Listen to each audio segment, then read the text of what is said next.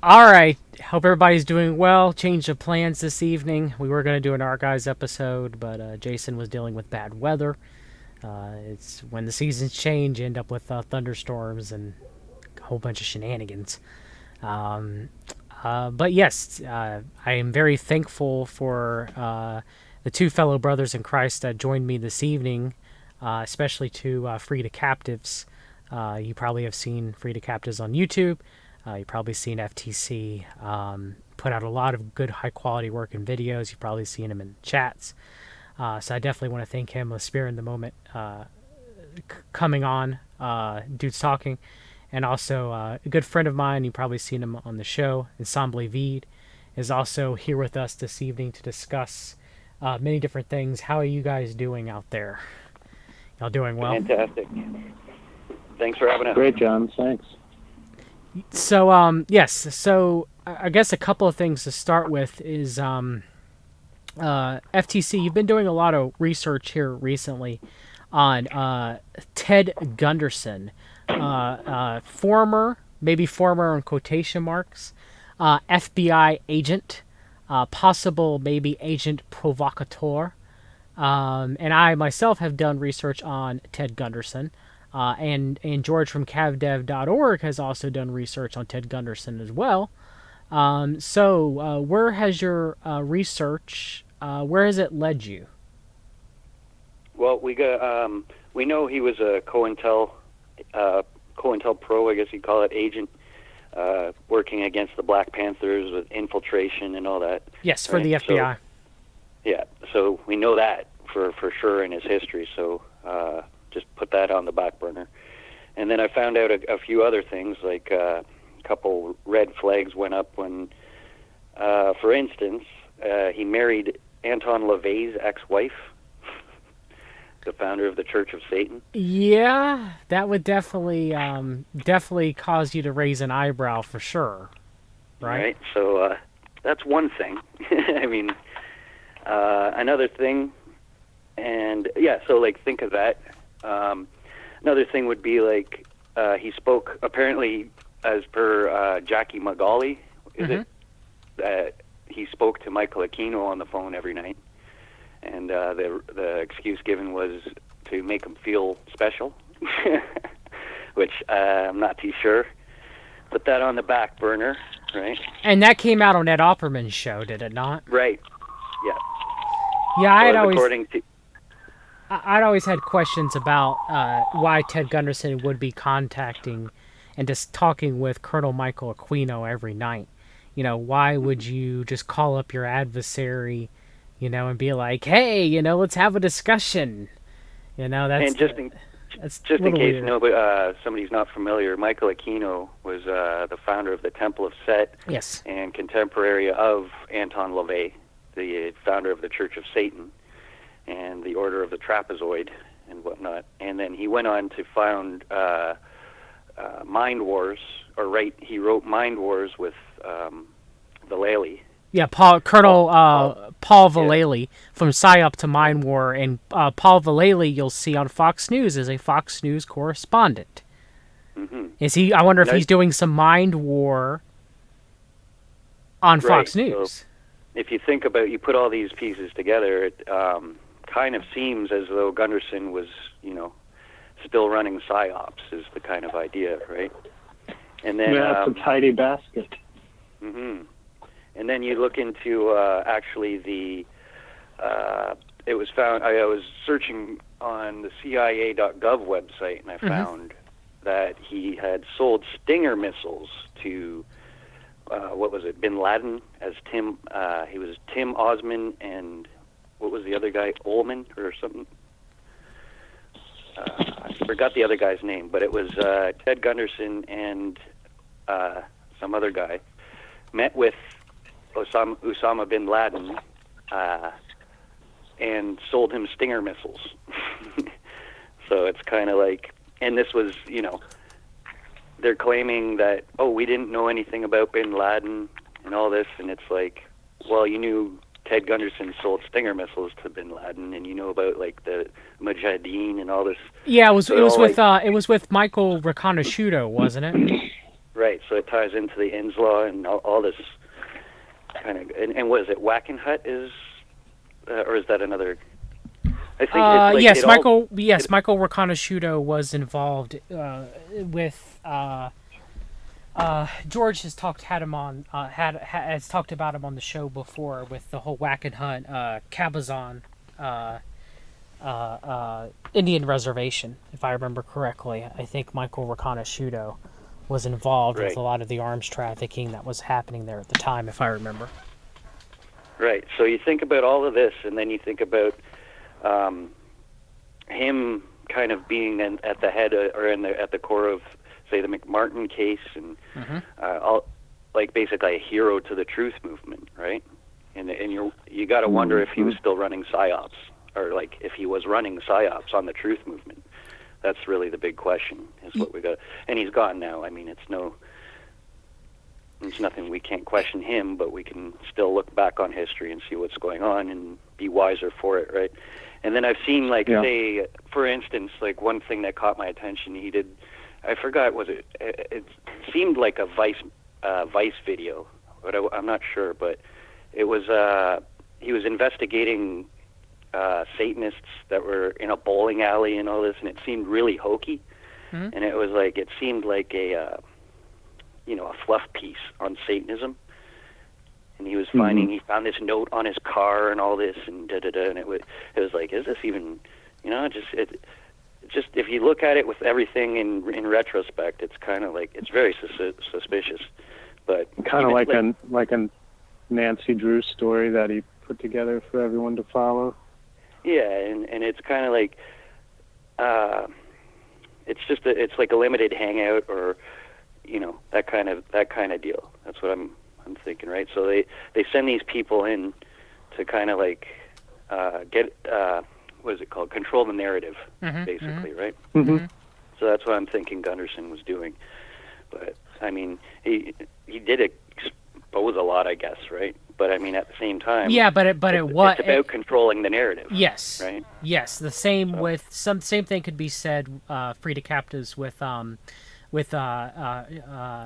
DeCamp and his work exposing the Franklin scandal, and maybe he didn't give out as much information of what he had to give people that were involved on the right. Maybe it was a little bit of controlled information leaked out, but not the complete information that would be linked out. And very interesting. I want to give a shout out in the chat.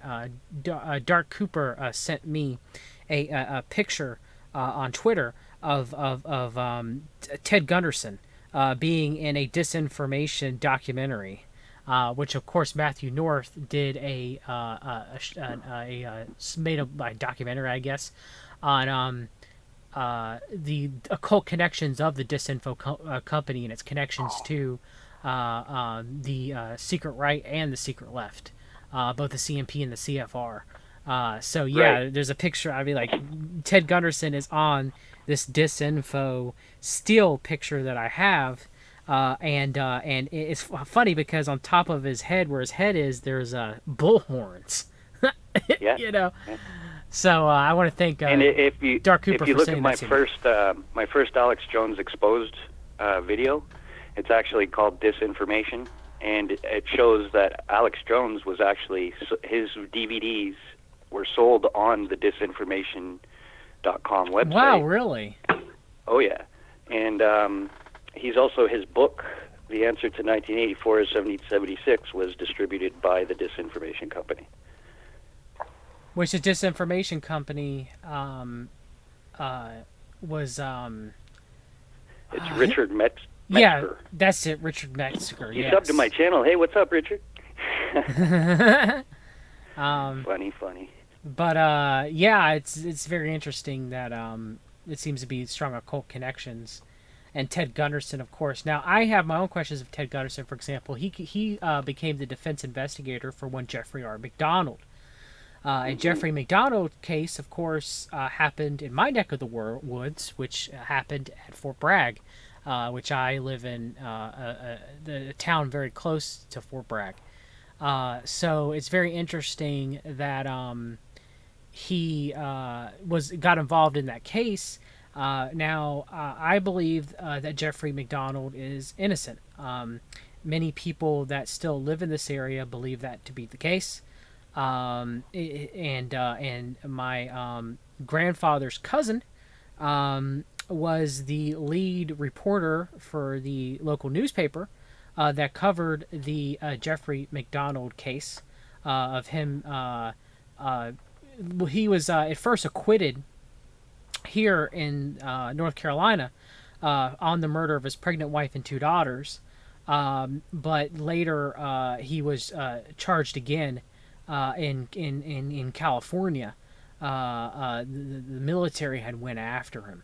But I believe that Gunderson screwed it up.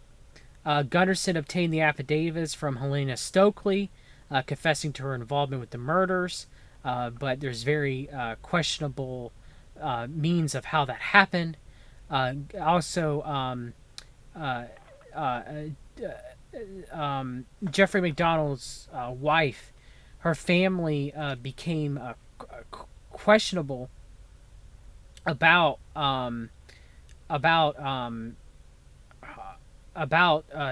Jeffrey McDonald's innocence because of an interview that Jeffrey McDonald did on behest of Ted Gunderson. And so I have questions within the Jeffrey McDonald case of whether or not Ted Gunderson inserted himself to kind of bury what was going on, of what supposedly Jeffrey McDonald exposed, which was drug trafficking that was occurring at Fort Bragg, that was being flown into Pope Air Force Base, and the dead bodies of United States soldiers. They were using the coffins to traffic drugs, back here to the States. And as well as McDonald also had noticed, working at the local hospital, that as a physician, that many of the soldiers that were coming back were coming back high. They were coming back. That was the Air America, the soldier flying. Mm-hmm. They were coming back. They were coming back. They were coming back high from being exposed to many drugs during the Vietnam War. So that it seems like that he has stumbled upon that. Now I've looked into the McDonald case. I'm about 80% confidence that he was not guilty. However, it is very possible. It's still not very possible. It's still possible that he could have done it. But Colonel Michael Aquino was stationed at the Special Command Operations Center in Fort Bragg before the murders.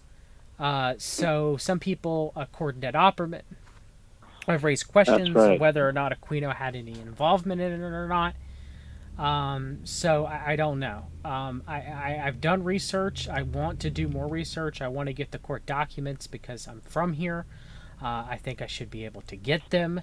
I want to eventually write a book on Jeffrey McDonald in this case. They destroyed the house that Jeffrey McDonald lived in. So I can't even go and look at it. They destroyed it, I believe, sometime. It may have been in the 90s. It may have been in the 80s. I don't exactly remember when. Actually, maybe further from that, but I know the house is destroyed, that the murder took place. But, it is sad.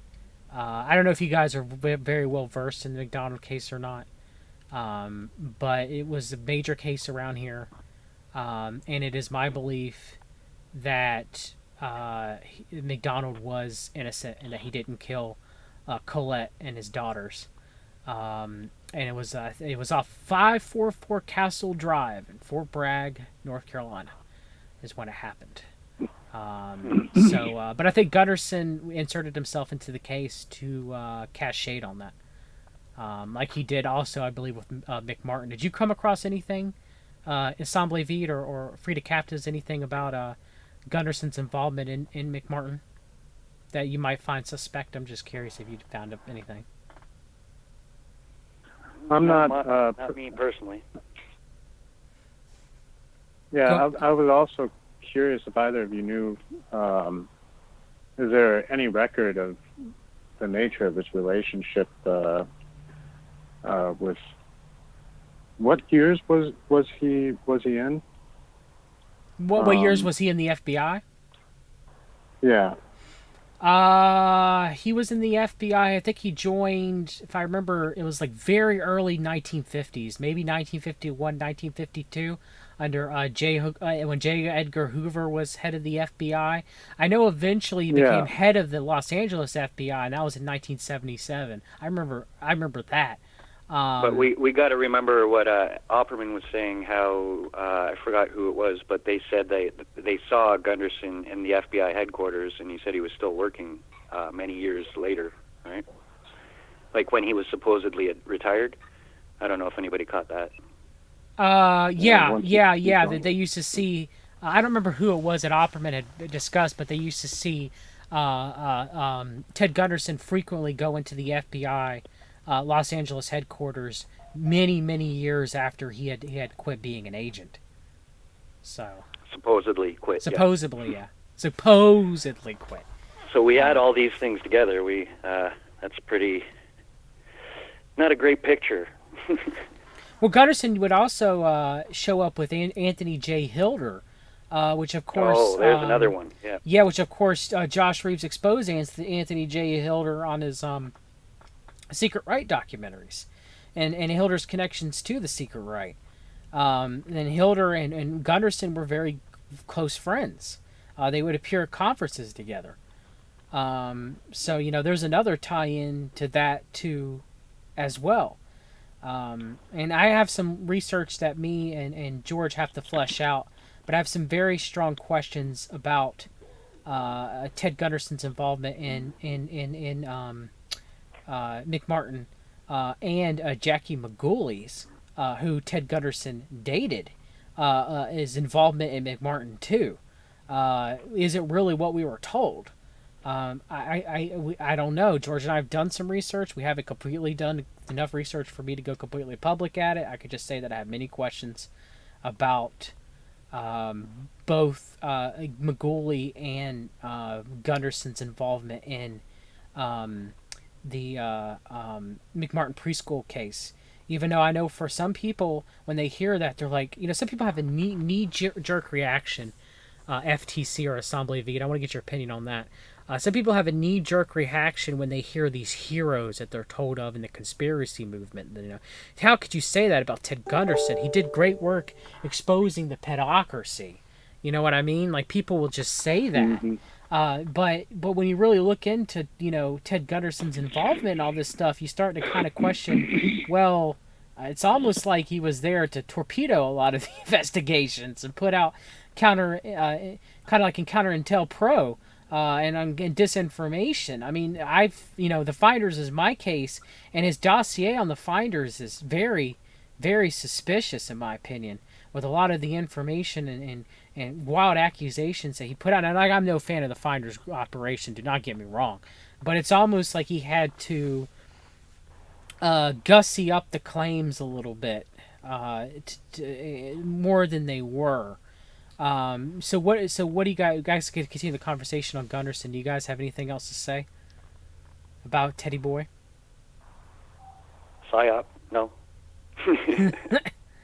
Yeah. No. I mean, it's I'm not too intimately familiar. I've come across some of this stuff in passing, but I haven't personally done a lot of much of a deep dive on him in particular. But all as FTC was saying, all these things thrown in a basket together, and you get a pretty clear picture of what the potential here is, and I don't even think you have to speculate. I mean, on its face, if you have any kind of intuition on this kind of stuff, I mean, there's no doubt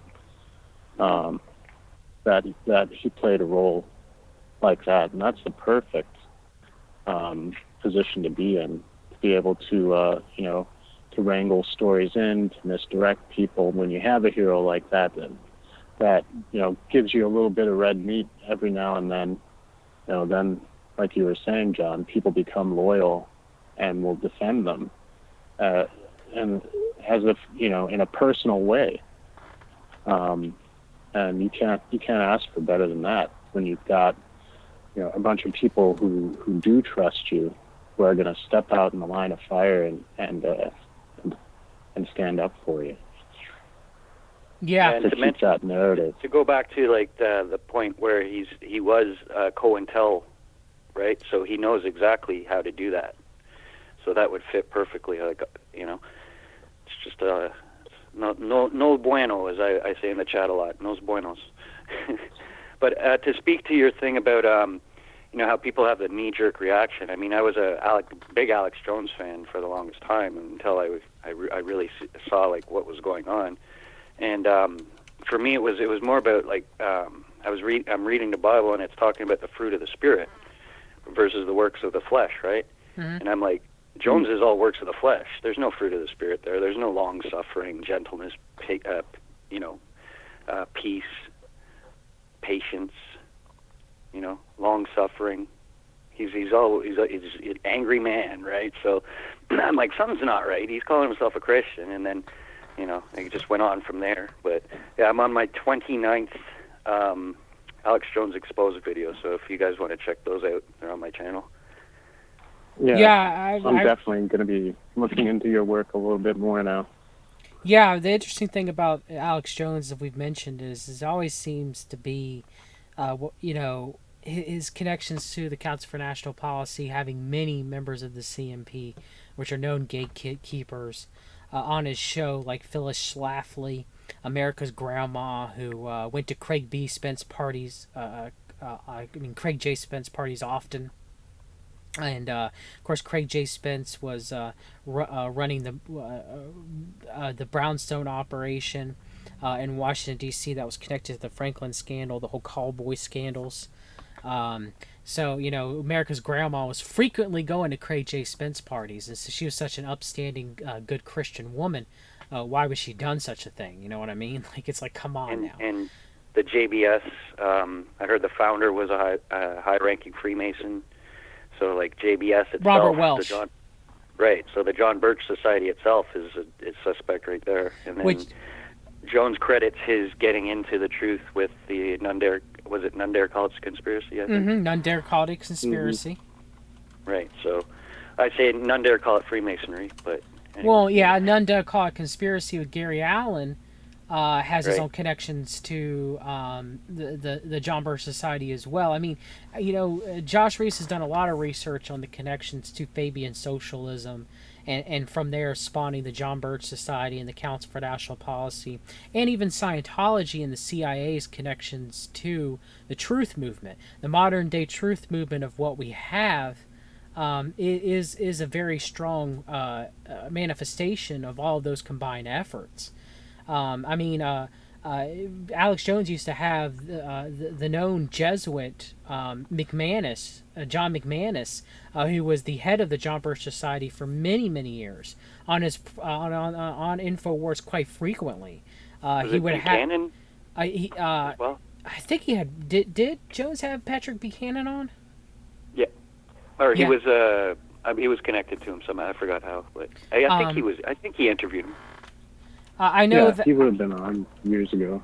I know that he would have Joel Skousen on. Yeah, Pat Buchanan. Yeah, you're right. So Pat Buchanan, of course, is Council for National Policy. Very strong connections to the more kind of like the Ronald Reagan, CMP type connections. I mean, Buchanan was a Catholic. Buchanan went to Jesuit, Georgetown University. Not Jesuit, Georgetown University. I'm sorry. What am I? Yeah, Georgetown University, Jesuit. So he's Jesuit trained in high school, Jesuit trained in college. So then you have, your Jesuit connections to the CMP through Jones, and also having John F. Which goes McManus to Ron on. Paul. Paul, and have you seen like the pictures, say like with Jones and Louis Farrakhan together? Yep, and so it's like these guys are all connected. I mean, I just call them initiates at this point, right? Like they're all initiated into this higher level whatever, and then they won't expose each other because they're all like, hey buddy, what's up, like they're all in the club, so to speak, right? And some are in Jones would always promote Paraton. And some are more in the know than others. It's it's compartmentalized with the CMP.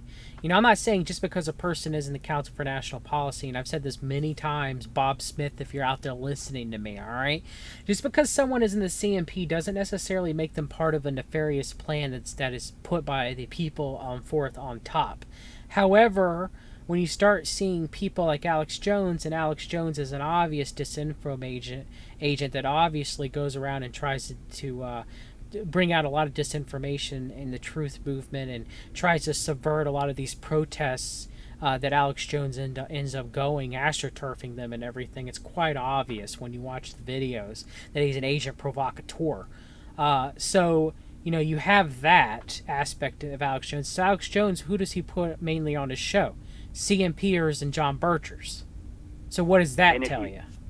If you read through like PSYOP documents, like he's a textbook PSYOP operator, Alex Jones. Like he'll use division, name calling, sowing discord, all sorts of like. I was just reading through the PSYOP manuals that they released from the U.S. Army, and what they would use on other countries and whatnot. Jones is like you just go down the checklist. It's like, oh, that's him, that's him, that's him.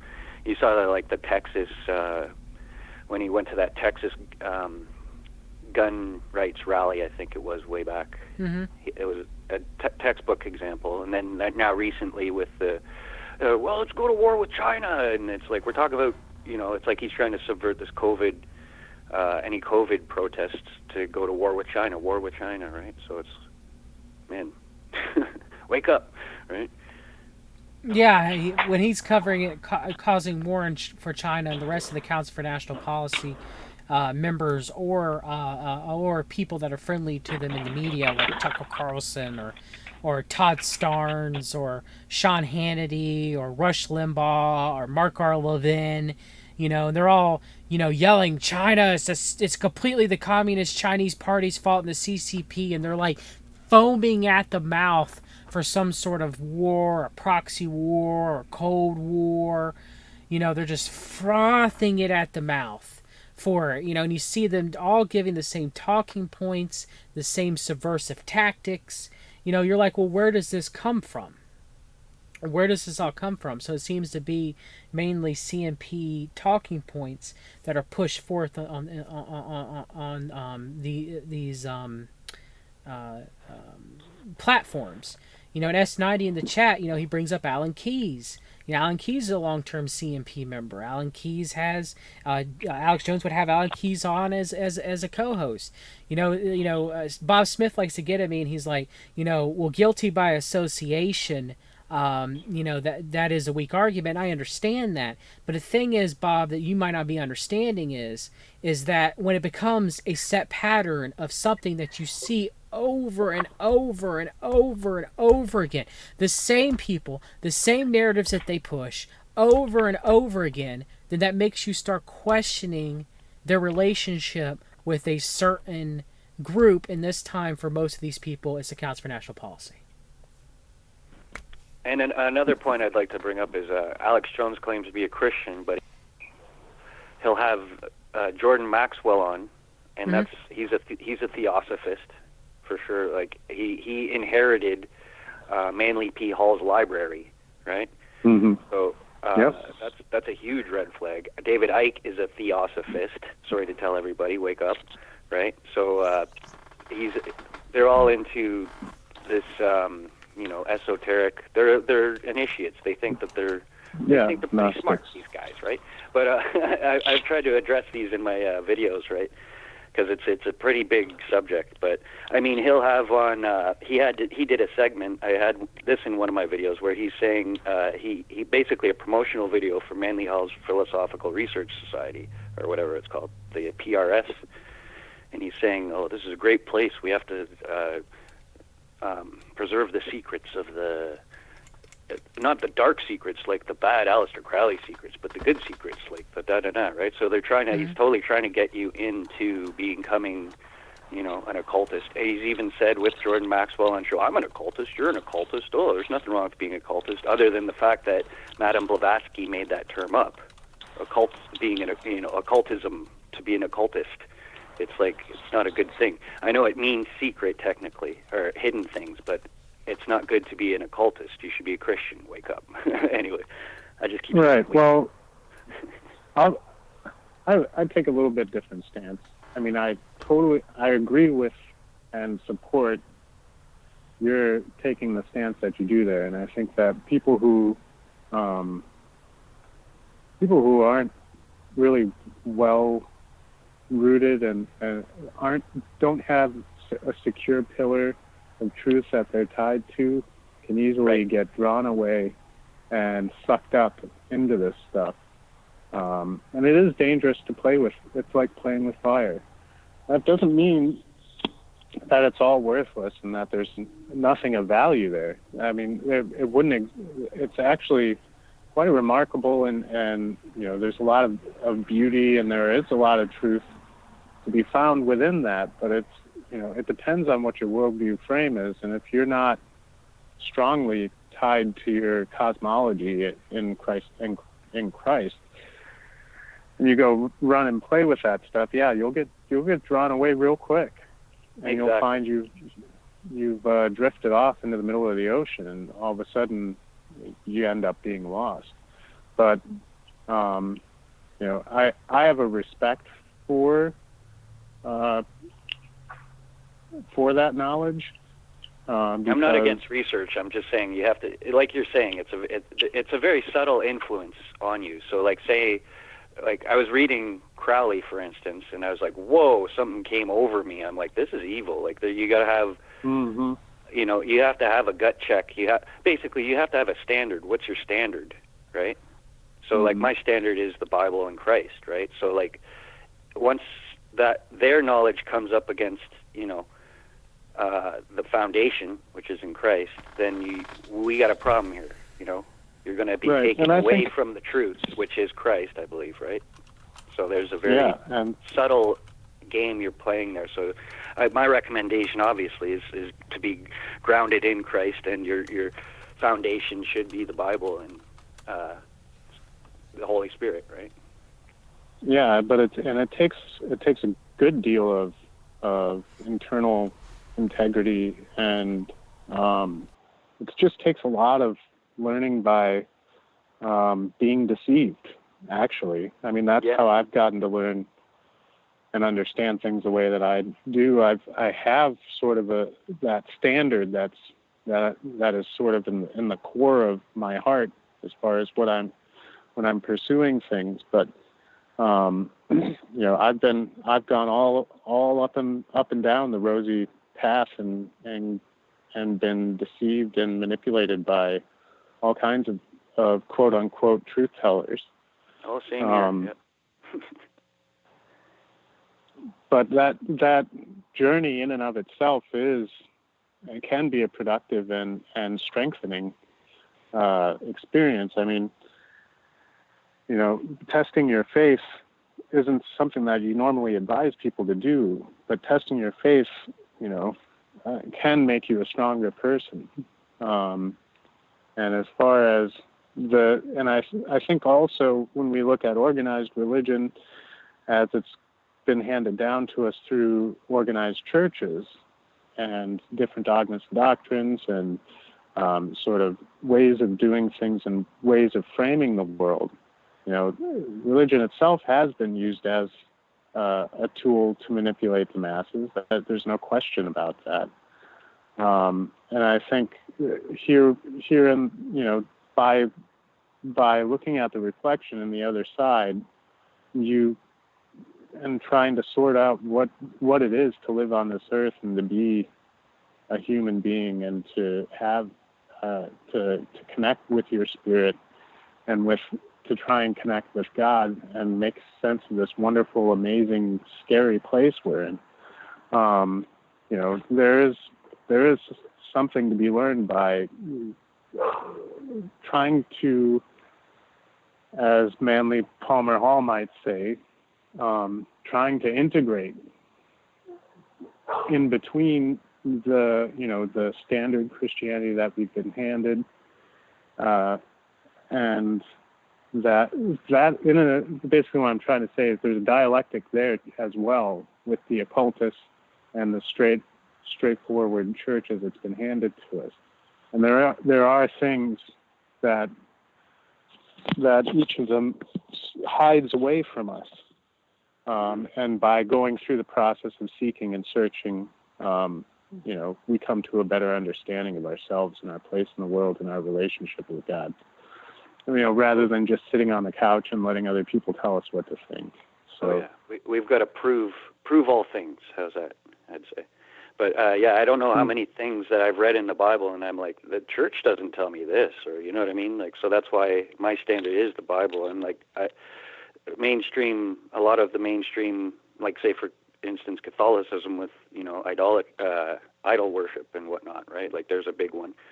There's all sorts of things that I'm like, this doesn't line up with the Bible. You guys aren't doing it right. You know what I mean? So, I've done a lot of comparative religion study, and then trying to, what is it? What are they saying, and what are they saying? And I totally agree.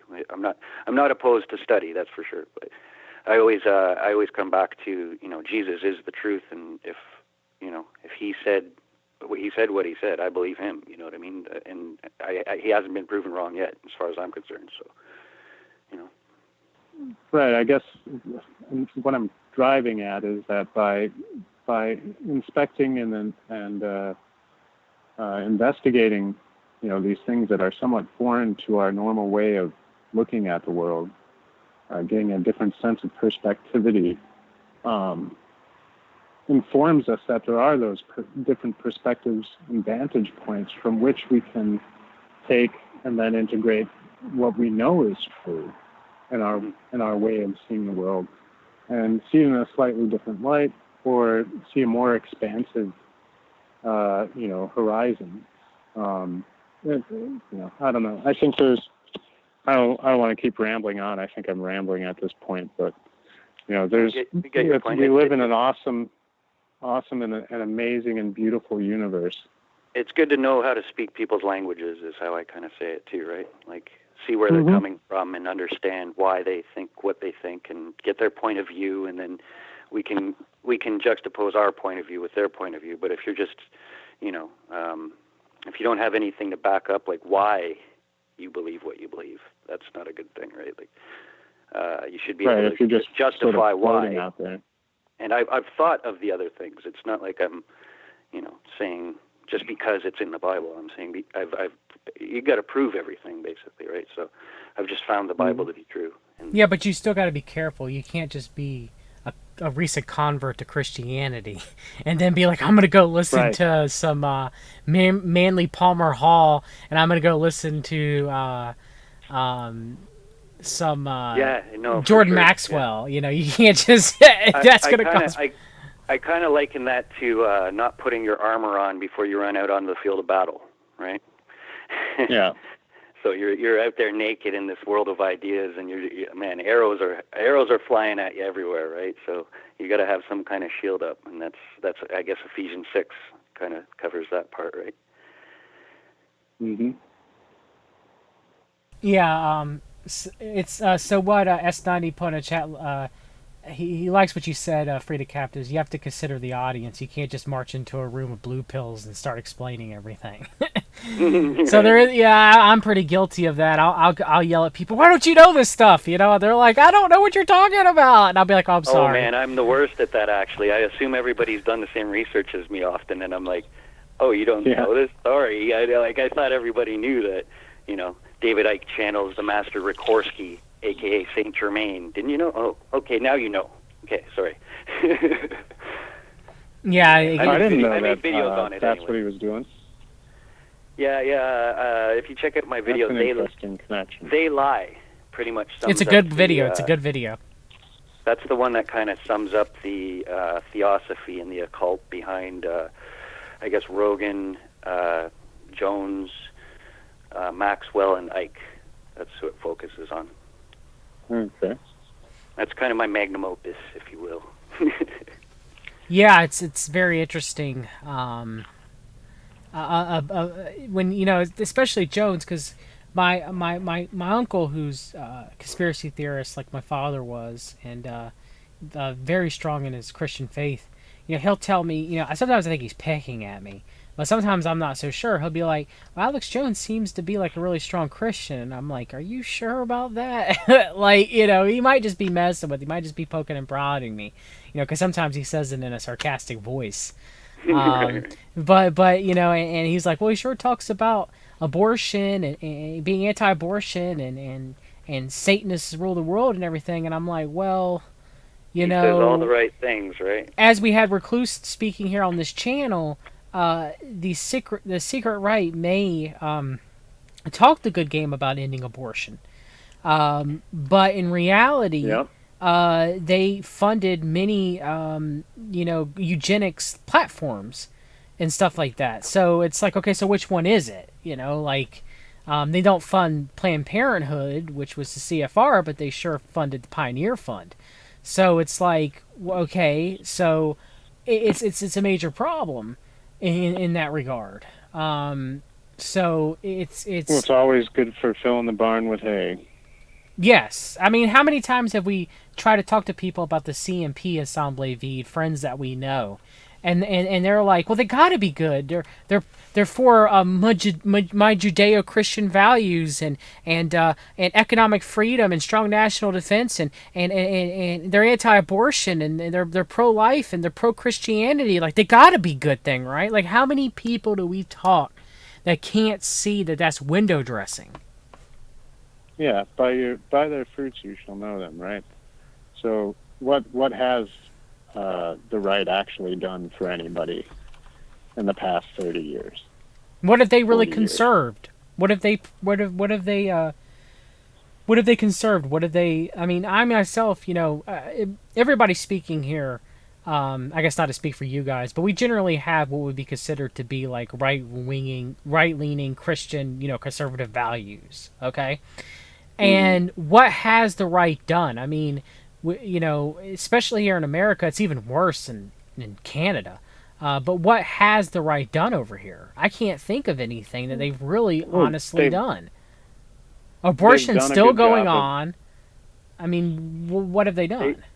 They really seem to be, to me, the two wings on the same bird, right?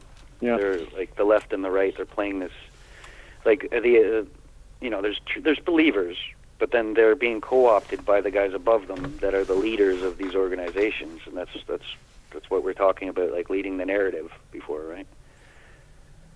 Yes. Yeah, it makes makes most of the people who see them out there, quote unquote, doing things for the people and speaking the quote unquote truth, makes all those people, rest on their laurels and feel like something's getting done when Right. nothing's getting done at all, and we're just by their making us feel like there's something being done, we're getting further and further down the path of destruction. So Trust the they're plan. really just a big distraction. Yeah. I mean, that's what they're doing with the Q movement. I mean, how many people, including myself initially during the Trump administration, rested on my laurels because I thought Trump was, with the white hats and he's getting things done. You know what I mean? Mm-hmm. I've stood down before because I thought, oh, Jones has got this, no problem. He's already talking about this. Why would I go do that, right? But it's like, well, that's the problem with that, because they are leading this, and now look where Jones is leading us, right? So it's like, it took me a while to clue into that, but I was just about to, or I was going to also mention, I'm working on my Alex Jones Bill Hicks psyop.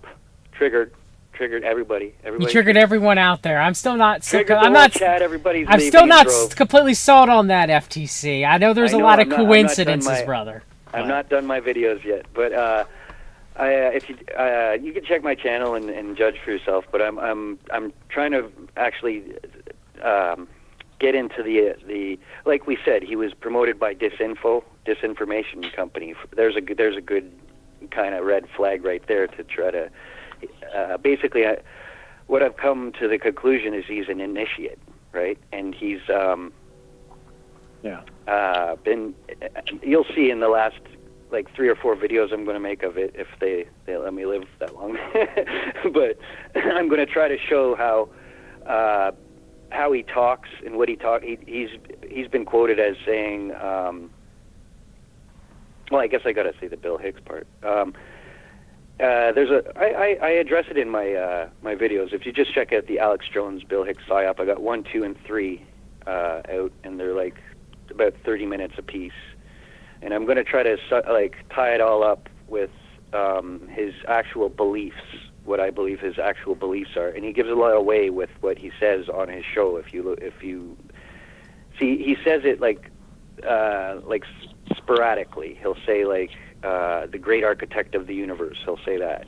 And it's like nobody says that but a Mason or an Yeah, idiot. I'm not going to say that as a Christian. Cosmic.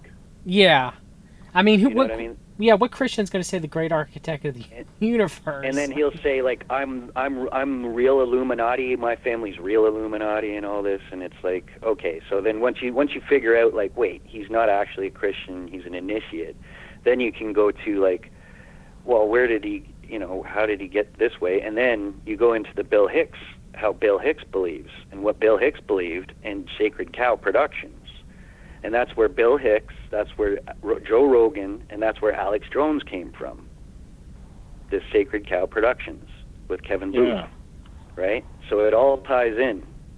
It's actually really crazy. And I didn't want to believe it for the longest time either, right? It took me the longest time to see this. But now I kind of see it. And like I address what I can in the videos, but there's all sorts of red flags there. Like, Bill Hicks saying he's been on a UFO, him and Kevin Booth saying they can't stop laughing when they're together. You look at his show when Alex Jones is interviewing him, they can't stop laughing. And then he tries to distance himself from Kevin Booth on the Joe Rogan show saying, oh yeah, some guy I met in Austin. You're best friends with Kevin Booth, Alex Jones. What do you mean? So it's like, you really got to pay attention to it, but he does give himself away. If you spend hours and hours like I have on it, like an idiot. But, well, it's not necessarily an idiot. That bit. I will say that Alex Jones, at the bare minimum, is definitely heavily suspect. I mean, he definitely is a gatekeeper. He definitely putting forth members in the Truth Movement, John Birch Society, Scientology, CMP. So yeah, I mean, I'm not completely sold yet. Alex Jones is Bill Hicks. I'm not trying to say. Oh, I know. I'm not trying to put that on you guys. Nobody else believes this but me. I'll take it all. It's me. That's not true, FTC. There's quite a few people that believe that. Well, he can be a true believer in whatever his belief system is, but I think it's apparent to me at least, especially in the past decade, that he's not his own man anymore. There's somebody who's can apply pressure to Alex Jones. Yeah, at very least, he's not who he says he is. No, okay? I agree. Not to be trusted. So, and then I'm just taking it to like, who is the guy, right? I want to get inside his head and figure out who is this guy, right? So like that's where I've gone with it. We don't even need to go that far to say to not trust him. But I mean, the truth is the truth. I want to find out the truth. That's kind of how I go about it. I will say one thing to your defense, Free to Captives, is that Alex Jones goes a long way to mock himself about being Bill Hicks, and goes a long way to distance himself from anything to do with Bill Hicks at the same time. And he's got Duper's delight all over his face when he says this stuff. So he does not stop. It's just a hard, and you're not crazy. There are many people who believe it. A mutual friend of ours, Jesse Spots, also believes it. Josh Reeves doesn't though, but sometimes he's open to it. There's sometimes where he'll hear something that kind of connects both Alex Jones and Bill Hicks together, because Josh Reeves knows a lot about both of them, and Josh will go, "Huh? Well, he's still not Bill Hicks," Here's another anecdote. You've heard of Dan Dix, right? Yes, Press for Truth. Okay, so Dan, I was on his Ask Me Anything, and I'm saying, hey, he's Bill Hicks, check out my videos, which is like, whatever. I'm kind of brash sometimes, right? But he was saying, he's not Bill Hicks, and then he goes, but there was some weird thing, and he told this story about how he was in Ottawa with Alex Jones, and somebody came up with a Bill Hicks, I forgot, a DVD or a shirt or something, and he got Alex Jones to sign the Bill Hicks thing. So it's like, and he's like, and I'm like, yeah, right? So it's like, there's enough. It's like if I put all the evidence together, then we would probably all see it. But it's like we only have so much time in this world, right? And there's other things to expose. But like I said, I'm working on the Alex Jones, Bill Hicks psyop videos. I'm gonna put them all into one, and then my last 3 or 4 videos should hopefully kind of like show the full picture of it. So let's just leave it. Yeah, and you've done excellent work. I got your channel up right now. I've watched a lot of your videos, Free to Captives. I mean, you've done a lot of work exposing Alex Jones and exposing the whole I'm drawing a blank on it. Luke Radowski, We Are Change movement being exposed to as well, and you exposing theosophy. Like, don't get me wrong, I am very grateful for the work that you've done. And I'm not a fan of Alex Jones, or I'm not a fan of We Are Change. I should mention that I founded Toronto We Are Change and the Toronto 9/11 Truth Movement, so that's why it's kind of close to me. Mm-hmm. So that's why I don't have much problem with Luke, other than he's being deceived by David Icke. He's going into the New Age. I can see it. I mean, I asked him about the CMP. You want to know what he said? What's that? He didn't completely blow me off, but he kind of became. You were there, Ensemble Vide, when I asked him. Yeah. I love the guy. He didn't completely blow me off, but he didn't completely talk. Dan Dix talked to me more about it when I talked with him in Arkadelphia, when I went there to support Benny Wills and spent time with fellow brother in Christ Benny Wills from Joy Camp. And I'm glad I got to talk to Dan, but Luke, when we were there, Ensemble Vide, he was kind of, the first day when we kind of talked to him, he was kind of like moody, right? And then he got better. It was like he had just gotten off a plane from halfway across the world and like had supreme jet lag and didn't get his drugs, and so he was fucking pissed. My main problem with Luke is his promotion of DMT with David Icke. I've seen a couple videos of it, and that's no good as far as I'm concerned, right? Because it's like, you got Joe Rogan, you got David Icke, you got promoting ayahuasca or whatever, but DMT, all these, like, this is all part of a counterculture agenda. If you look back in history a bit, you got the, and this all stems from, say, what was that guy's name? The really annoying voice from Canada. He's the DMT shaman guy. Now I'm drawing a blank on who you're talking about, FTC. I don't remember. Man. Terrence McKenna and all this counterculture stuff, right? So it's like, to me, it's like a continuation of the counterculture revolution, where it's like, Timothy Leary, for instance. Jordan Peterson said he took Timothy Leary's job at, I forgot what, was it MIT, I think? Jordan Peterson took the office of Timothy Leary. A little thing I found kind of interesting. Yeah, but Peterson doesn't really want to really. I can't know that. Yeah, he did. Don't start me on Jordan Peterson. I cannot stand the guy. But yeah, he took Timothy Leary's. He supposedly got a whole bunch of documents from Timothy Leary, if I remember correctly. So he took his what college was it? I'm drawing a blank on it. It was I'll think about it in a minute. Maybe someone in the chat can remember. I got it in my Jordan Peterson exposed video where he can't say he's a Christian. No, he doesn't. He just can't get it out that Jesus Christ is Lord. Oh man, and you're. But he still flirts with the idea for a lot of people, though, so they can. He had me fooled to some degree about it, because I always considered him to be one for the longest time until. And he still flirts with it. He went on. There was one interview he did here recently in the past couple of years where he was really close to Man, I flirting hope he with it. comes to Christ. I hope everybody comes to Christ. I got nothing against anybody. I'm just saying you can't be known as this great Christian, and you can't say Jesus. Because in an Christ interview, is he Lord. said, "I suppose the most straightforward answer, FTC, is yes, that he was a Christian." But I don't know. I put all the clips in this video I made. It's like there's a number of clips where he's saying somebody actually asked him, "Do you think Jesus Christ actually physically lived and that he rose from the dead?" And he goes, "No," or whatever. Like he denied Jesus almost like he said, or no, what did he say? Did he actually live? It's like what? Yeah. let's like what, dude? Anyway, but no, you're right. It's not. You know who did that? Who did that lately was Eye Patch. Who's the conservative senator with the eye patch? I don't know. Come on, people in the chat. The war hero. Ah, man, I'm drawing a blank. He also said the same thing. He denied everybody likes to say so much that he's a big Christian, that he denied the divinity of Jesus.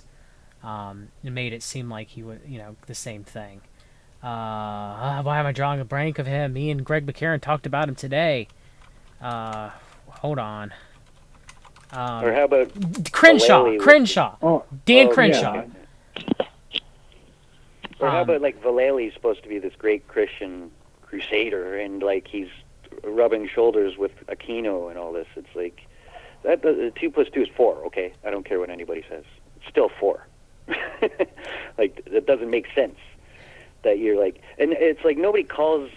It's just weird. Like nobody's calling anybody out that like you can't have David Icke on your show and not be like, so what about channeling?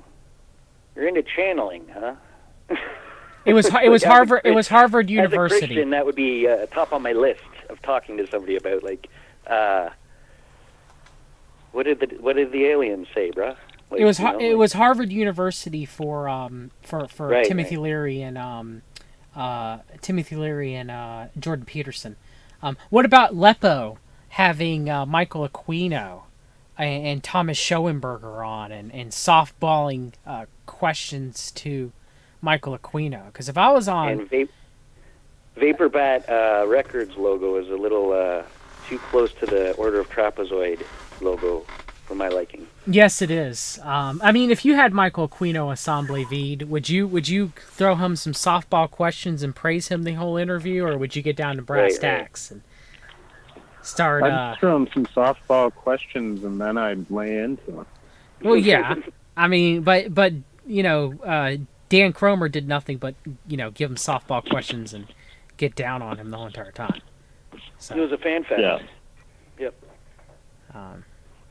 So there are questions. My uncle messaged me, wants me to clarify. He is listening. He wanted me to say, Alex Jones is a Christian, or at least he says he is. So that's clarification. So yeah. Right, well, that's all you have to do. That's all you have to do for a lot of the right is just pay a little good lip service every now and then, have a nice little slogan or catchphrase, and you say Jesus, and all of a sudden, they'll believe anything you say. But what did Jesus said? You'll know them by their fruits, right? Yeah, and he also said that there will be many who come in my name, saying I am they'll be Christ, false. deceiving many. Yeah, exactly. Yeah. And they seem to. And I don't see a lot of. We were talking about this. It's kind of like the this new, like I haven't seen it yet. The Out of Shadows, right? But I'm researching SHIP, the CIA agent and whatnot. My point is, I see it, you can call out the obvious Satanists, right? But nobody's calling out the New Age movement aspect. You see, so there's a huge, area of study that hasn't been really addressed as far as the ascended masters and the theosophy ties and all. Well, few this, people right? talk about that. I mean, we do. FTC. Lee Veltman does some. Jesse I Spots think does. that needs to be exposed way more, is what I'm trying to say. Oh, it Like, does, yeah, well, 100%. Yeah, it's Michael obvious Joseph. that the Satanists are bad. Okay. Like all the charismatic, the whole charismatic movement. Right. A bunch of Yeah. The, Like, there's the, all the, sorts of New stuff Age we need to explore, adultery. I suppose, right? you talk about like the New Apostolic Movement, Ensemble Vide, yeah. and them being apologists for Trump and the secret right, and being apologists for the implementation of the Noahide laws, which is CMP. I have to tell Yeah, I Sway, he sent me the information on the Sunday laws, which seems to be what the Catholics wanted to push, which is very similar to the Noahide laws in some degree. But the CMP definitely, when they talk about the Old Testament laws but don't mention the Ten Commandments, they always make reference with Judeo-Christian values to what Noahide laws. So. Mm-hmm. And there's a lot of like Christian mysticism kind of. I forgot what the. There's just a lot of like New Age type concepts within Christianity where they're channeling. You know, Yeah. and you're not supposed to be channeling. Yeah, channeling Spirit. angels or. Yeah, like I've Yeah, got and this that's- angel And the people who say that the Holy Spirit is talking to me all the time, when people start throwing that in their casual conversation, I get really nervous. You know, the Lord told me this and the Lord told me that. But that's called using the Lord's name in vain, so far as I understand things. If the Lord doesn't tell them and the prophecy doesn't turn out to be true, yes, that is true. Ensemble Vide. Like the Holy Spirit does speak to us in ways, but it's Yes. not I agree. in the way that they are saying. It's like, no, you're not channeling God like that. Like it's very what was the name of it? I almost had no idea. It was a Masonic. It actually, there's a Masonic rite to it, but it's there's a whole movement of channeling that is, it's like Christian channeling that is. Yeah, I'll I've seen it. remember That one group. I want to say, I don't want to cast aspersion, but there's one group that Fighting for the Faith, Chris Rosenborough covered, where they were doing like Christian tarot cards. Mm-hmm. And they were channeling, like, they're like, oh, it's Christian, so it's okay, right? But if you actually listen to them do like a Christian quote-unquote tarot reading, Don't they call them angel cards or something? yeah, angel card, destiny cards, or something like that. Bethel Church, that's yeah, what it was. that's right. And Dr. Brown was caught defending Yes, the he whole was. practice because they were claiming, well, we're just using it as subterfuge to draw people out from, you know, New Ageism into Christianity, and so since it has a positive outcome, a so-called positive outcome, then using this deception is okay. And it's like, it's totally the wrong way to go about things. Yeah, you got to be very careful. There's a lot of deceivers out there, right? And it's like it's almost Well, it's everywhere. It's frustrating. Right? Angel Because you're trying to Oracle find- cards is what they're called, you guys. Angel Oracle cards. That sounds great. Sounds great. Thank you, Zosia Brill in the chat. Thank you. That's divination. And say like Rosicrucians. There's an example of like Christian mysticism, basically, right? So it's like that ain't right. It sounds like you need to take some DMT to go talk to the angels, right? Yeah, it reminds me of what John Dee was trying to accomplish, you know, and the whole Enochian magic type aspect. Yeah, exactly, like angel magic, right? Yeah, you know, usually if an angel of the Lord ever comes and talks with you, they should never demand anything from you. They're only supposed to They're the messengers, right? Yeah, the messengers are not supposed to be like, well, I'll tell you this or do this if you do this for me. And in the Bible, they've never accepted worship, Yes. right? They say, Yeah, I'm a they're brother like ministering you, spirits. I'm a messenger, I'm here to tell you something, you got to do this, and that's it, and they're out. It's not like they're not here to hang out with you, right? So... Yeah, I Oh mean, man. and it seems to be rife in this new apostolic reformation or movement. Many different things. I mean, you have the Lance Wallanu, Trump Cyrus prophecies. You know, the rebuilding of the Third Temple. That's rife in the new apostolic movement. Um, it's it's really Or what about weird stuff. Rodney Howard It's Brown? insidious. Rodney Howard Brown, that was on the Alex Jones show. That he's the Holy Ghost bartender, and he invented holy laughter, the Holy Laughter movement. Yikes! Is Yeah, all I have to I've heard. It reminds me a lot of mesmerism. The like the holy laughter, type movement and doing the holy laughter and everything, and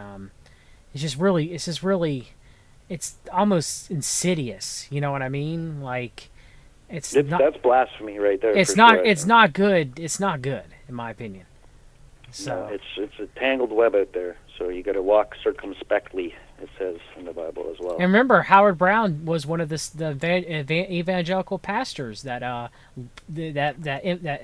infamous. I should say infamous because these people, majority of them are likely false teachers embodied of the Python spirit. But they laid hands on President Trump and prayed with him.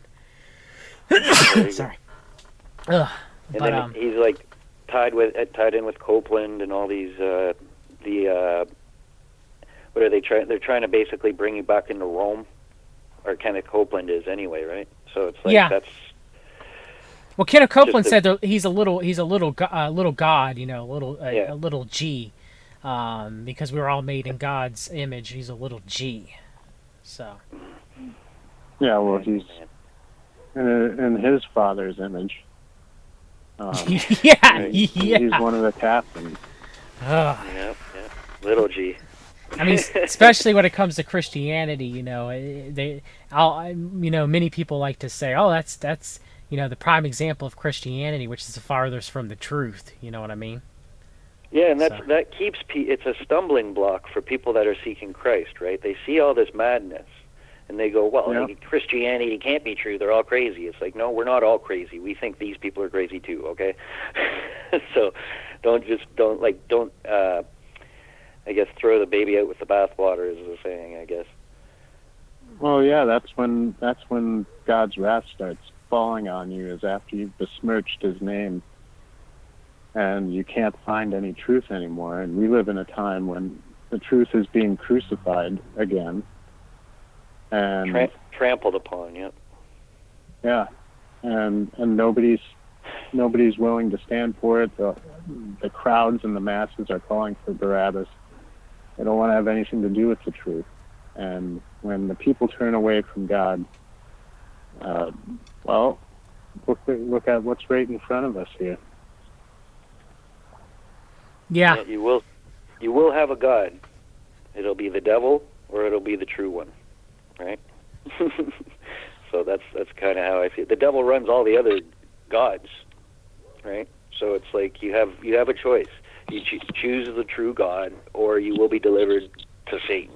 To be honest, I know it sounds rough, but that's how it is. I'd say, Mm-hmm.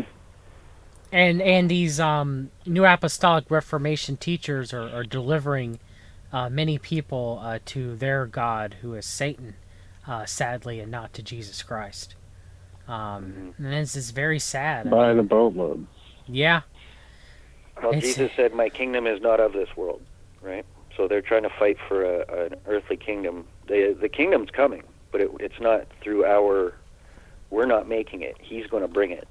Is how I kind of see it, right? yeah. I mean, We do our best to be Christians, but I mean we don't have this like the new apostolic Reformation idea where we're going to establish the kingdom for him to come back to. It's more like we just be Christians. You know what I mean? And if he'll bless us how he blesses us, but we don't have this ideal of that's basically the new crusade, right? I'm not a crusader Right, but in that way. well, I'd say I have a huge criticism with most Christians nowadays, in that they've completely abdicated any wielding any kind of power politically. Oh no, yeah, right. I'm not saying that either. I'm saying we should. We're put in places, like God prepares us and puts us in the right place, basically. But we don't have this world domination kind of ideal. That's kind of what's behind the New Apostolic Reformation, and it's basically the idea of the Reich or whatever, right? So it's the idea of the CMP to put forth of some sort of theocracy based on Judeo-Christian values and being anything farther from the truth, what the czars of Russia had, for example. Mm-hmm. So instead of having like a Christian nation, instead or even like the first century, or not first century, it'd be second century Armenian Christian cultures, instead of having that, and or having the American people, for example, being majority Christian, we're now, I believe this country was founded on more of like Illuminism than anything. Oh yeah. But well, I mean, perhaps in the leadership class, but they relied upon there being a Christian base in the. It's almost like today, right? Yes. Right. People they can dupe, sadly. With Masons, basically, and if you look at between Jefferson and Adams, they're two. Or Adams was a Unitarian, I believe, or something. But I mean, they exchanged words about their different ideals about. Jefferson was a Luminist, right? And where Adams was saying, there's quotes from, was it John Adams? I forgot. But he was saying how Freemasonry, its promise is light, but its performance is darkness.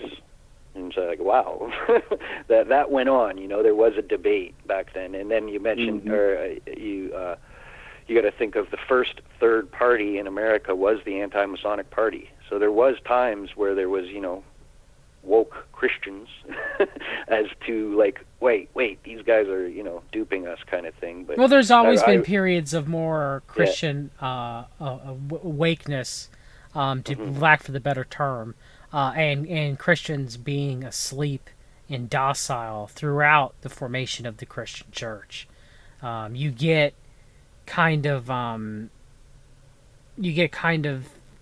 back and forth moments where Christians wake up and they fight against it, and when Christians go to sleep and they're lulled to sleep by Satan, and you get kind of like this back and forth, like you mentioned.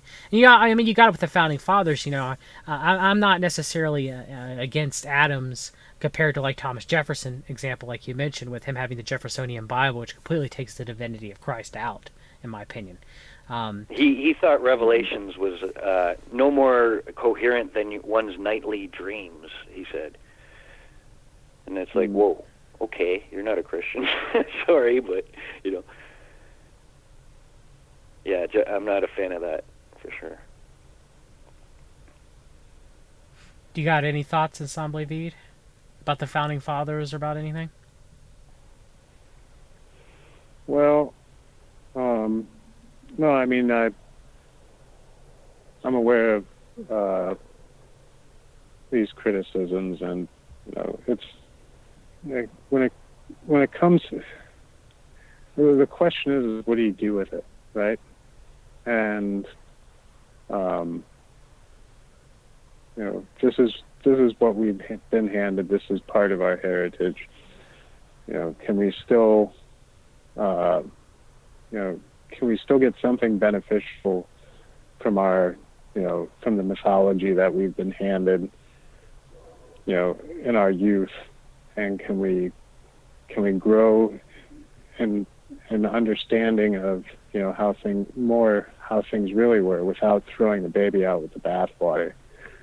But the real lesson to be learned is that, there never was, those halcyon days of sanctity and purity on the earth.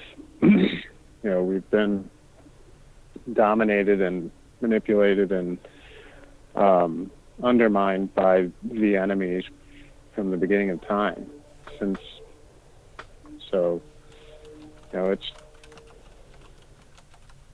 It's always been a war, from what I can tell. Yep. Yeah. I mean, I've always said that I'm proud to be American. My family's been here since the 1700s. And I'm proud for the ideals of America, and I'm proud of the American people. But that doesn't mean that I'm not wary of many of the founding fathers, and I'm not wary of it being an original luminous experiment from the very beginning. You know what I mean? Mm-hmm. So it's kind of like I understand that it's. I guess it's a very. I can see the trap in that it's important to teach. It's important to teach. It's important to teach civics in school, but they really don't do that anymore. They do social studies, you know. So, Mm-hmm. I mean, that's about it. I mean, it's at that Yeah, I mean, point. I get that, part of what the American project was, bringing into shape and form Bacon's, New Atlantis. Mm-hmm. And that's the great work, as it were. But we've got Christian J. Pinto's done some great videos on that. If anybody wants to check those out, I think I forgot what they were called, but there's A Lamp in the Dark. There's Tares Among the Wheat. There's the Secret Founding. What is it? The Secret History of America's Founding Fathers, or something. That's really great expose about this kind of stuff.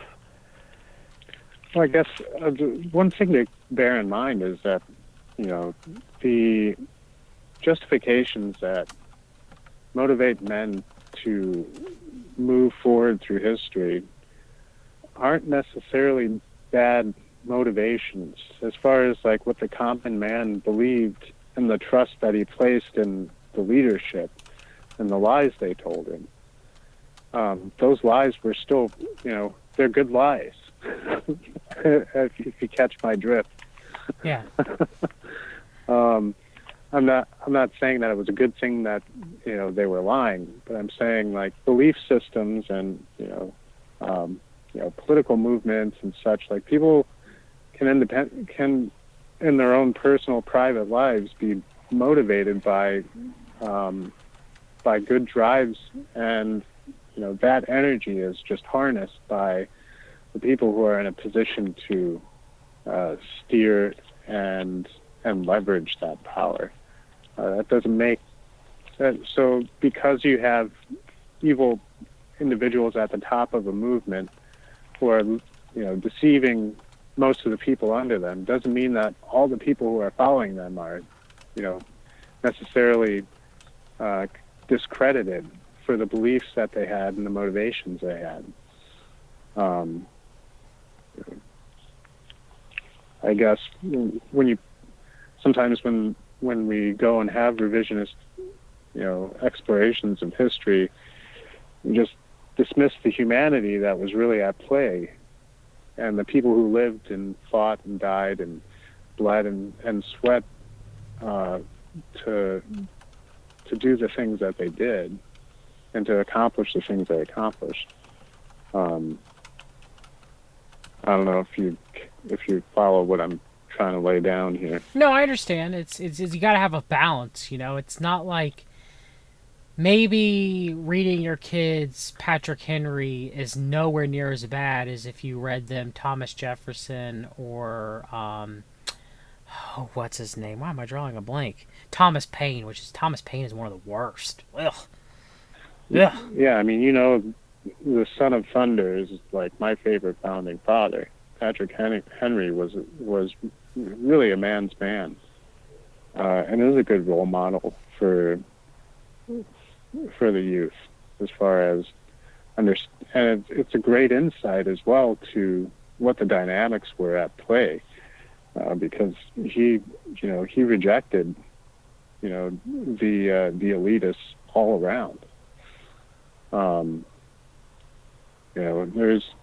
I guess what I'm trying to say is when we go into conspiracy land and we talk narratives, we can lose the humanity in the middle of it. And that's ultimately, at the end of the day, what what really matters. Yeah, there was a lot of great, well-meaning people that have had some brilliant ideas, right? So it's like you can consider those things.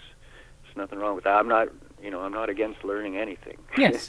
So it's like consider it and then, weigh it with what you know. And yeah, there's been some great American prose or whatever you call it. Yeah, I'm not saying therefore we shouldn't expose these things and talk about them by any means. No. But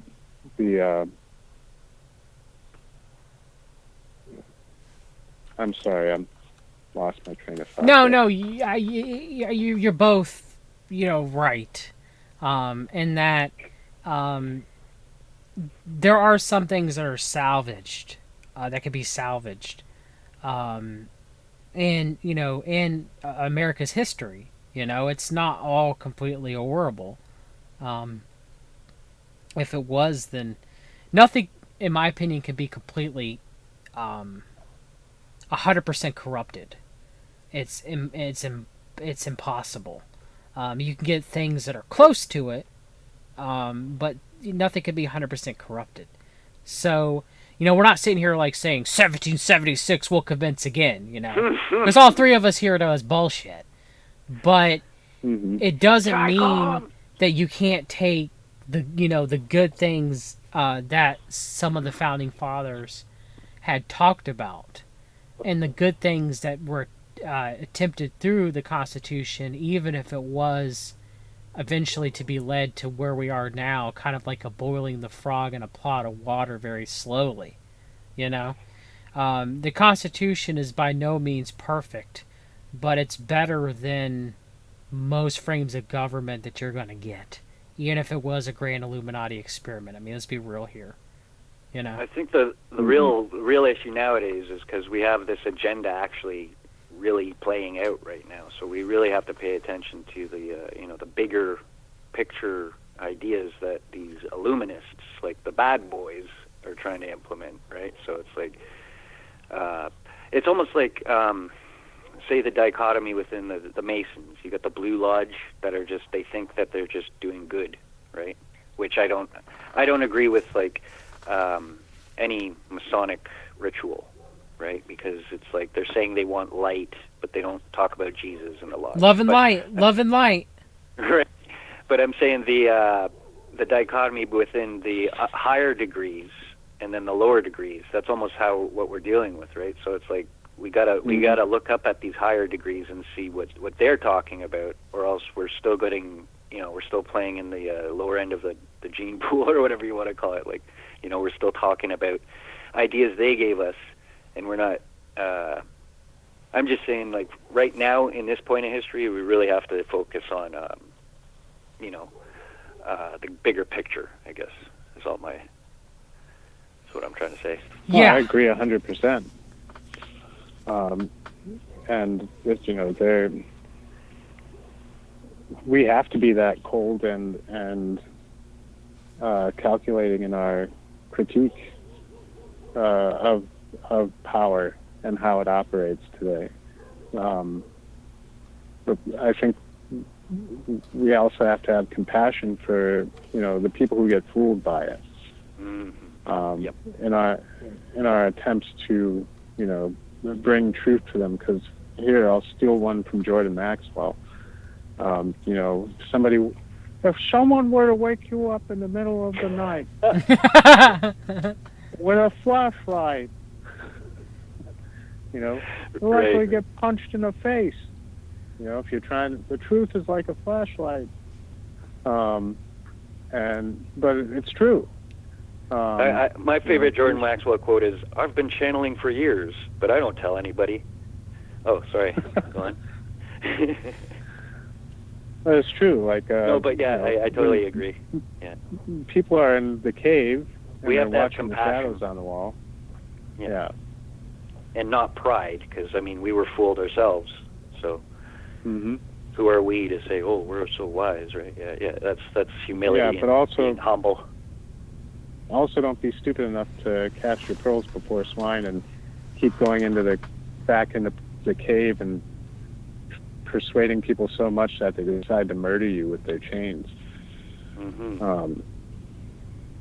There's everything in balance. I just looked outside. They're not here yet, so I think I'm all right for. They're not killing me yet. We'll see. So I guess to close, and I definitely want to thank for both, Frida Captives and Ensemble Vide for both you joining me this evening. It was a great discussion. I thoroughly enjoyed it. We should do it again. A lot of people in the chat won't roundtable again. So I guess to close, what do you think that can be done as far as what's going to happen? And I know it's hard to almost guess, but what do you think that we can do as a collective group, anybody listening or anybody in the chat, to kind of overcome the new draconian laws that they're trying to enforce? Is there anything that can be done? Is there anything that we can do? I'm not recommending, per se, going for the protest groups, because a lot of them seem to be AstroTurf. A lot of them are funded by the Kochs. They're funded by the DeVos family. They're trying their best, as Davy Crocco would say, trying to get one of us to hit a healthcare worker with our cars, and then be blamed for it. So what can we do? I mean, is it just, trying to spend better time with your families and trying to increase your faith and talking with your neighbors if you're quarantined at home? There's got to be something that we can do during this time period to kind of to resist the coming trials and tribulations that the world order is going to be put upon us. So what can we do in these trying times? Do you guys have any closing thoughts or any closing words that we can give out there to people, the things that might be done that we can do to do our best to resist? Yeah, it's a pretty crazy time to be alive, and it's a pretty insane time to try and make sense of the world.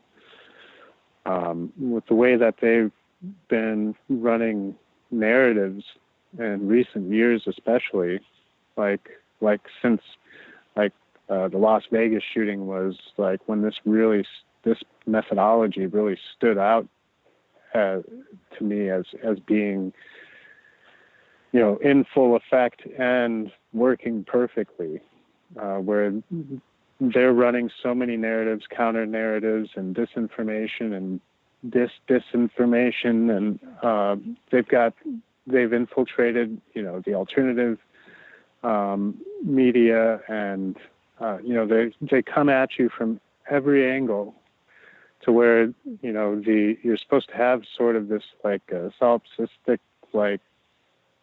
takeaway from it all, that there is no truth. We can't know the truth. It's not even worth trying, and you may as well give up and go play your video games. Mm-hmm. Right. Or trust the plan as well. They're trying to push. Right. I think right. they really have co-opted what we need, right? So it's like Q is a terrible monster. But sorry, did I cut you off? Go keep moving. Oh no, but at any rate, I'm trying to make sense of all this and trying to understand. I mean, I know what I know in my heart, and what I know from my study of the Bible and everything else. And the conclusion I had come to, what do we do? Do we go buy a bunch of ammunition? Do we take off and hide in the woods? At this point, with as infected with darkness as the world is,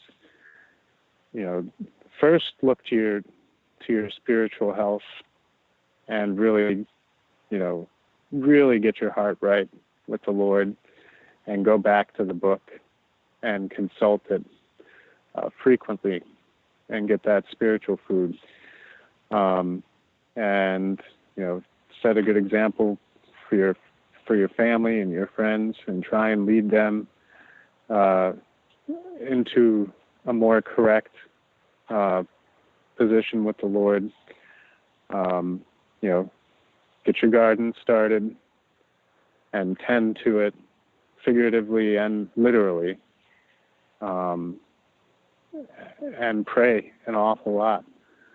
I mean, because with the powers that are at play right now, we are powerless in almost every way except for in the Lord. And he is the only true and good thing that we can hold on to in this storm. And he's the only way out of it. And we are called to die for our beliefs and to die for his name. And if that means, what that means for each and every one of us individually is that's gonna be different. I know that talk is cheap, but I'm committed to not allowing myself to be absorbed into the quote-unquote beast system, which it seems to me is apparently being set up for us to enter into. And until that day comes, I don't know how I'll actually respond. I hope that there's some way to opt out, or I'll just have to deny it as with all my heart, and they'll have to strap me down and knock me out. But that, and then the thing that I've found really hard because of the way that society has changed, and it's kind of weird trying to talk to people anymore. It wasn't quite like this when I was younger, but talking about anything of any meaning or value is it almost never happens in public. And right now, I'm not sure. I haven't figured out how to do this well, and I hope that I find the strength to do it. But find ways, either just by good example or by spreading the good word of the gospel to people, and try and nudge them or warn them gently or harshly, whatever method works for you. But time's running short, and whatever we can do to draw more people to Christ at this point in time is the better. And then that's really the only thing we can do, is look to our own spiritual health and try and draw others in the correct way. Because there's no revolution coming. There's no overthrowing the powers of evil. God Emperor Trump's not going to save you, and the White Hats aren't going to save you. Yep. Unfortunately, yep. And I would just add, fellowship, be there for each other, right? Be the salt, like Jesus said, you're the salt of the earth, right? So, and then also be bold, right? Because we know the truth. If you're a Christian, you know the truth. Tell people. Put your hand out and say, this is the truth. They can take it or leave it, right? I'm not ashamed. That kind of stuff. We got to, at this time, day and age, we have to be bold, because there's so many voices out there, right? Especially with those who call themselves Christians, we must be the most bold and harsh with, because they should know better. And a lot of them all of the churches have been undermined, and all of almost every single church has been infiltrated by the enemy. And it says judgment starts at the house of the Lord, right? Or isn't that I might have mangled that one. Something to that effect. Something to that effect, yeah. Yeah. But so, I would just say, fellowship, be there, it says we're supposed to be ready for an answer for the hope that lies within us, that kind of thing, right? So we're here to witness Christ to the dead and dying world, is kind of how I would say it. Yep. Exactly. 100%. I definitely want to thank you guys for that. Do you got anything else you want to add, Free to Captives, before I close the stream? Anything else you could think of, brother? That was perfectly said. God bless Ensemble everybody. Vide, I love everybody. I love everybody. God bless you. That's all I want to say. All right. Well, I definitely want to thank the both of you guys, fellow brothers in Christ, for joining me this evening. People love the conversation that we had. And I want to thank you both in these trying times that we are living in. Trust in the Lord, maintain your faith, read your Bible, and do your best to help out your family, your community in these trying times, and be an example of what good Christians are, and to make up for the New Apostolic Reformation and all their heresy, which people want to say is Christianity currently at this time. So, do your best. There's a few people in the chats that also gave out some good information. Thomas Busi talked about putting flyers under windshields of cars. You could do that if you're, forced to social distance. That's something that you could do. So I find that to be a good recommendation.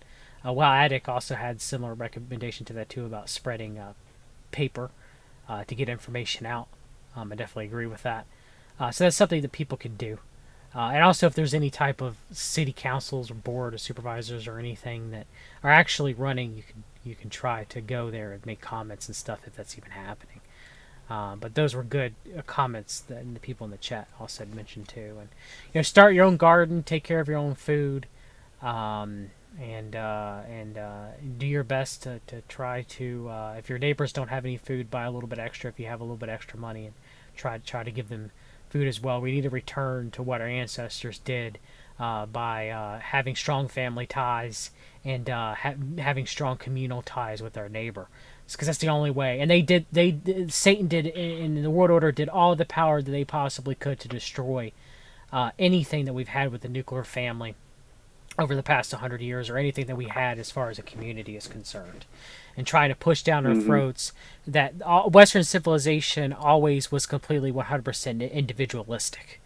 And love your neighbor, right? Yep, love your neighbor as thyself. So I'm not going to say that we don't have individualistic tendencies on the West, and some of that is a very good thing, but to say it's all the way to the 100% that everybody in the West only cares about themselves is complete utter bullcrap. Right. And it was put forth by the world order to demonize us, and you'll have people like Alexander Dugin. No, John, it's pushing that. It's to heal the world, John. Yes. For the greater good, John. Don't you know, John? So yeah, they're trying to push that. So I definitely want to thank both of you guys Awesome, for coming on, and God bless, and we'll have you both on again. Great. Take care, guys. You guys take care. Have a good evening. Bye. Bye. All right, that's it. I hope you guys enjoyed this spontaneous dudes talking episode as much as I did. I love having two fellow brothers in Christ, Freed the Captives and Ensemble Vide, both good personal friends of mine. I love being able to have them on this episode. Hopefully, we'll be able to reschedule when the weather's better for Jason to be able to do an Our Guys episode, which Ensemble Vide actually might join us for that one too. That's the reason why he was here this evening.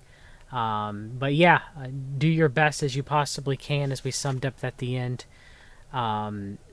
Be very wary of anybody doing protests at this time. There's a lot of astroturfing going on. Not that you shouldn't protest the government. I'm not saying that at all. Just you also got to be careful when it's being set up to make you look bad, for you to be the scapegoat.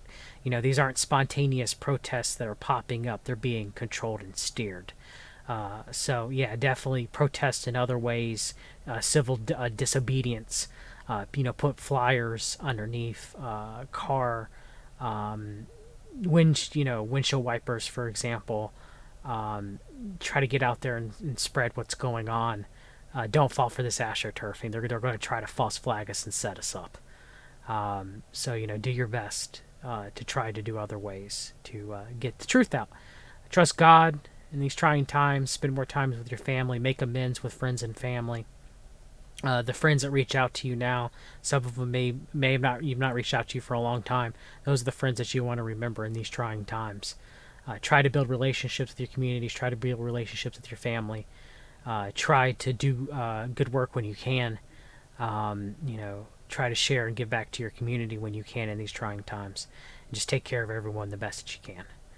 That's the only chance that we have outside of God helping us to fight against the including increasing totalitarian control that's going to come over all of us. The boots coming down. The boots are coming down on our necks.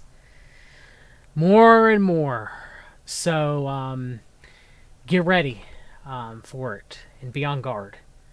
That's it for the stream. I hope you guys enjoyed it. Tomorrow will be the COVID-19 extravaganza show with Mark from Housatonic Live, where we're covering all the narratives from bats to bioweapons, from hashtag film your hospitals to hashtag ID 2020. We will be covering everything, whether it is the stand or the scam, and it looks like it is the stand and the scam. No matter what, we're getting deceived. And tomorrow, we will be covering it all that we possibly can. From every angle. So be on the look forward for that. From both the CFR to the CFP, we're going to be no holds barred with all of our research. So get ready. It's going to be a show. And it might be my final show on COVID-19, at least for the time being. So no stone will be left unturned, hopefully tomorrow. And it'll be coherent. I'll be playing clips. I will be quoting people. It's time to know that both sides of the world order have come together to come against us. And something that will rival 9/11 and their ability to put their totalitarian boot further on our neck. But that's it. Hope you guys enjoyed it. I want to thank Free to Captives. Go subscribe to Free to Captives, please. Please go subscribe to FTC's channel. Excellent work. I love the time and effort and the passion that he puts in his videos. So please go check it out. Alright. That is it. Till next time, always read the documents. Good night, everyone. God bless you.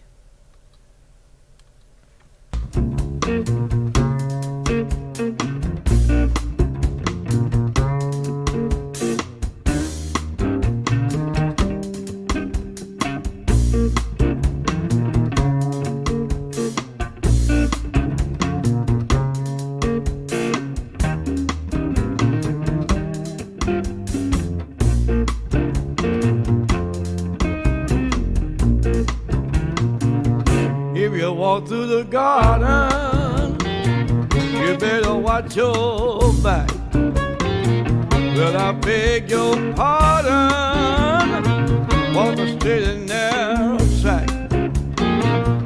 If you walk with Jesus, he'll save your soul. You gotta keep the devil down in the hole. He's got the fire and the fury at his command. Well, you don't have to worry if you hold on to Jesus' hand. We'll all be safe from Satan when the thunder rolls. You gotta keep the devil way down in the hole.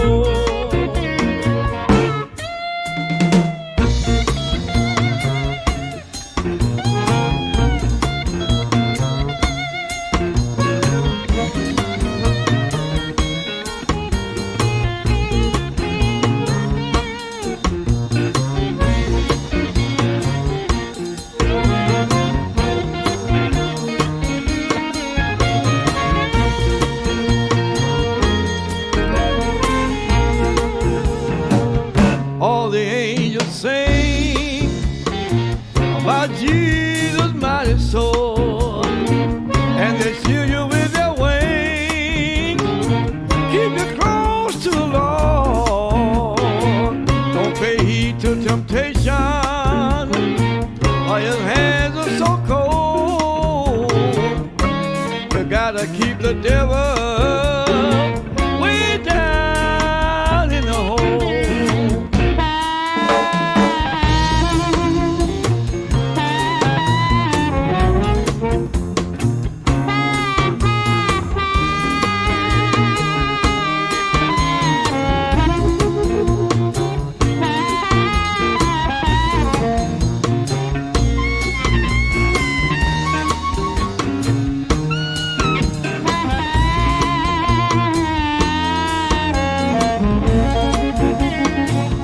Way down in the hole,